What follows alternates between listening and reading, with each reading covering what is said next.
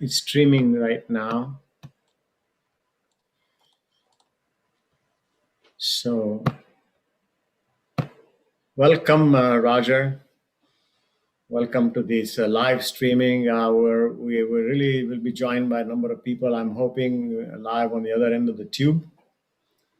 But today, I just want to pick your brain because you're a wonderful coach, and I've had some experience from you, and but this has been bothering me quite a bit. If I want to become a coach, but then you said that a couple of things are needed. I need to be curious, and so yeah, I'm interested in people. I'm a great gossiper. Want to find out what people and all that. That's great. I get information. I get information which I don't even need sometimes, but I do that. And then you said compassion. Yes, absolutely. That's the reason why I want to become a coach.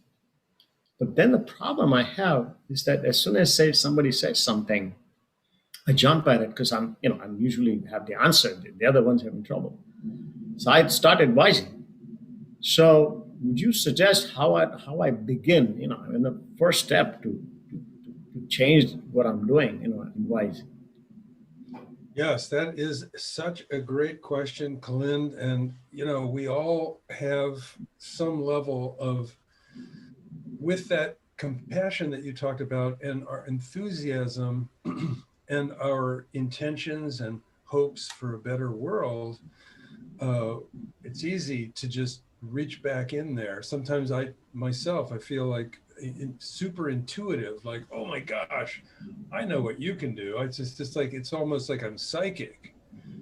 And the challenge, however, is that in coaching world, the framework, the bottom line, the paradigm is to support the process of looking more deeply into the person's personal, what we call it, the mechanics or the logistics of their natural self. And that we start typically at the high level, like with something like intention or life purpose, and then support the client in moving to specific goals in specific areas, but always with the idea that we're tapping into their deepest reservoir of awareness for their own possible destiny, shall we say, which in most cases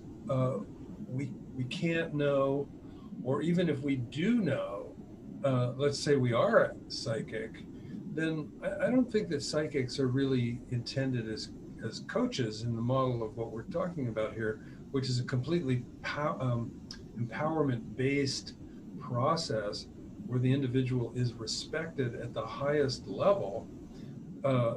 Therefore, there is no advice giving, and there is no psychic insight, and there is no intuitions about what the person should do.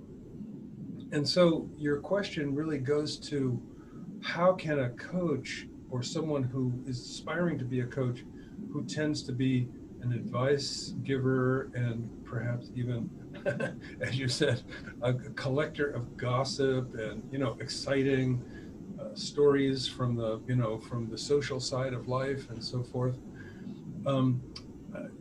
there's a discipline. And I have actually witnessed you being disciplined in that way. When you do a coaching session, what you do is you listen to that person. So you've cultivated the skill for listening, and then you actually make notes. And one of your great power tools and talents is that you spot key words. And so as you spot the key words in a person's dialogue, you can begin to, shall we say, penetrate into their inner workings and ask them for guidance on, well, what did you mean when you said this? And what did you mean when you said that? And the inclination to come up with answers for another person is compelling, but it's actually a bad coaching habit, like a really bad coaching habit. And so, what's going to be required on the part of the coach is to actually cultivate the capacity to support the individual in penetrating towards their own deeper uh, self. And it sounds kind of boring in a way to have to listen to people and help them unpack in the way that we're talking about here. But actually, in and this is just a personal view. So, there's a lot of people that say, well, screw it. I just want to be, I want to be with people and I want to tell them what I think they should do. And I really think that that person should promote themselves as a psychic or an intuitive advisor. Use the word advisor. Whereas if you're going to use the word coach, my view is that's actually a deeper, richer, more powerful role to play, and it requires discipline on the part of the coach. And so if a person is aspiring to be a coach, then they will at some point or another, perhaps even with the support of a coach, find their way to revering the natural coaching process to penetrate, to support a person in penetrating deeply into their own potential destiny, and literally giving up this longing to advise. There's one more thing that I would say briefly, and then love to hear your thoughts on this too, is that there are times in coaching when the coach could say something like, and I would suggest that it would be rare, I have an insight about a possible option that you might want to explore. And I'm not suggesting that you should. I'm only noting that something popped into my mind. And on one hand, as a coach, it's not really my place to give you insights or intuitions about what I think you should do. But what I'm doing instead is that I'm saying that something popped into my mind, and I'd love to have your response. And so here's what I saw as an intuition, and then make a brief statement. I had this insight. I'm not you, and I have, as a coach, the highest respect for you. So, do you want to hear it? And the coachee, the client, could say, no, I want you to be my coach and stay out of my business. I mean, maybe they wouldn't say it like that. Or they might say, yes, I'd be really curious. It might trigger some thoughts for me. But in the end, the coach would always, shall we say, package that as a part of the curiosity as opposed to a solution. What are your thoughts? Well, you you packed in so many area angles here, Roger.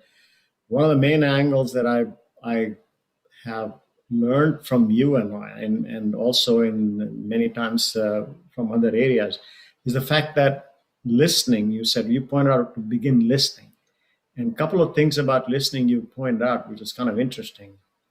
Listening carefully about what the client, what the person is saying, and also you also said something about what experience deeper level, what they're actually going through, and more details, maybe increase your curiosity.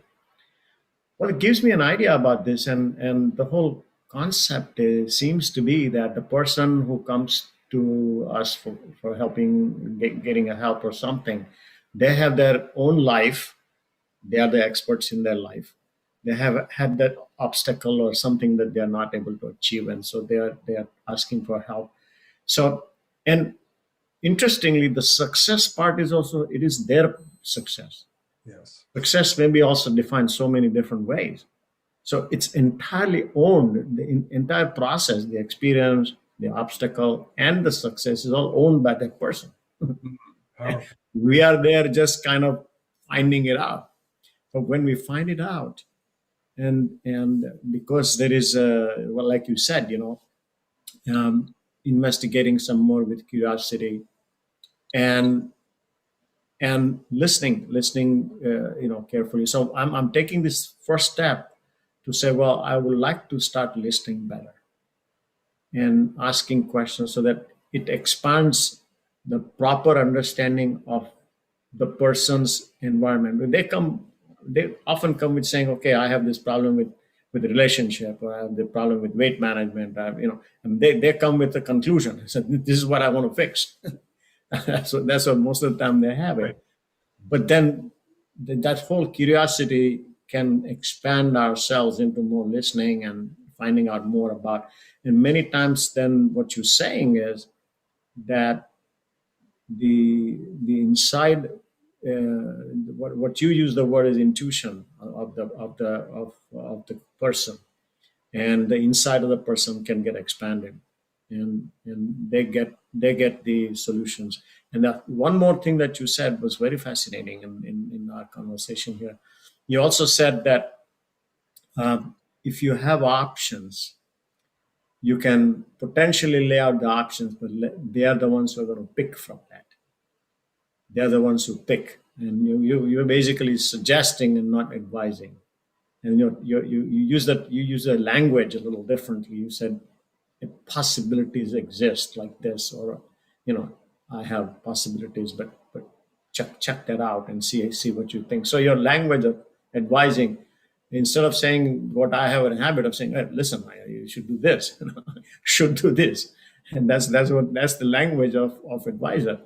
And you change the language also. It's something that I heard you say. Am I on the right track here? You're on totally the right track. And the whole idea then is that when the coach puts out options, to do it in a context where the coach is acknowledging that it's an insight that may or may not have anything to do with what is a reasonable next step, but it has everything to do with showing compassion and an interest in the person's untangling the challenge.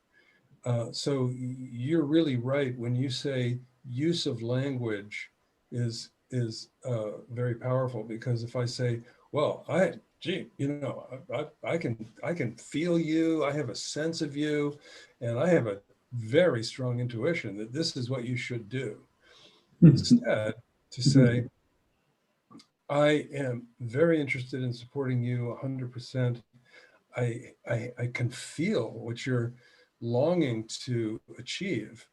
And as a coach, I would never suggest what you should do, but options pop to mind. And, one of the things that happens in a brainstorm is that we just throw a bunch of stuff out there. And so I'm going to invite you to throw some ideas out there. I'll just throw in a couple of ideas too. And then we can put them all together and then see what comes out as a distillation, like as an elixir. I'm going to put all these ingredients into the possibility cauldron, but then we want to cook that so that it really ends up being from you, like that. And another thing to say is that people come to coaching like they go to a doctor. So they're naive, they're innocent, they don't know. The coaches don't do that. And so the coach has to set a framework, and could even say out loud, coaching is not doctoring, and coaching is not psychotherapy. So even though you come with a problem that you hope to describe, the main thing that I'm going to do as your coach is support you in going deeper into your own inner nature and mining for the gold of your natural self. And that's not going to be like you have a problem and I'm going to fix you. What that's going to be is you have a problem and I'm going to support you in knowing yourself, like know thyself, knowing Right. yourself so deeply through a process that may not start very deeply, but we can go deeply into the exploration of the essence of your nature, and we can mine for the resources that you have that you don't know about, and the insights that you have that you may not have recognized. And that's much more powerful than me listening to your problem and then telling you how to fix it. And we just don't even recognize it as a culture. We'd say, oh, but wait a minute, I am so disempowered. You need to tell me what to do. And the coach might say, well, I'm your hero. I'll tell you what to do. And none of that is really what it is that coaching is. And here in the 21st century, we have the potential to release in all populations a superpower that has been restrained, maybe even for like thousands of years through feudal times and imperial times and the Dark Ages, and even into the earliest days of what we would call democracy. The relationship between a person and the world has yet to be democratized. And I believe that coaching is one of the most powerful things that can happen to democratize the playing field for a person, even though the playing field in the world is still non-democratized. A democratized person, an empowered person, can play on that rocky terrain more with more agility than a person who's just a victim of the world. Well, it was just deep and amazing amount of thought process that you shared with us. And in a non coaching language, I would say we should do this more often. I love what you did, and thank you very much for sharing all the wisdom.